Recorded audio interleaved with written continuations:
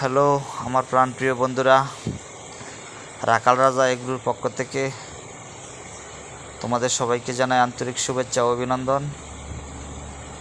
আজকে তোমাদের মাঝে আবার চলে আসলাম একটা নতুন ভিডিও নিয়ে। আজকে তোমাদেরকে দেখাবো আমার খামারের জন্য আমি হাইব্রিড জাম্বু ঘাসের বীজ রোপণ করতেছি। প্রথমে আমি জমিটা মেশিন দিয়ে 4টা চাষ করে নিছি, খুব ভালোভাবে চাষ করে নেওয়ার পর এখন বীজগুলোরও তারপর সার দিছি, জৈব সার, মাটি সার, লাল সার। এখন বীজগুলো রোপণ করতেছি। বীজগুলো রোপণ করার পর আবার একটা চাষ দিয়ে দিতে হবে, কিন্তু চাষ যে দেব মেশিন তো আসার রাস্তা নাই। চতুর্পাশেই ধানের ফসলের জমি, আসার কোনো রাস্তা নাই। তাই সব জায়গা কোদাল দিয়ে কুবায় দিতে হবে। কোদাল দিয়ে কুবায় দিয়ে এই বীজগুলা মাটির নিচে ফেলতে হবে।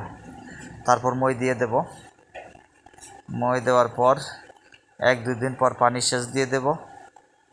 এরপর চতুর্পাশেই নেট দিয়ে বেড়া দিতে হবে, নয়তো গরু ছাগল কে ফেলবে। ছাগলে খুব উৎপাত করে। এর আগেও আমি এই জমিটাতে ঘাস রোপণ করেছিলাম, ছাগলে প্রচুর ক্ষতি করছে।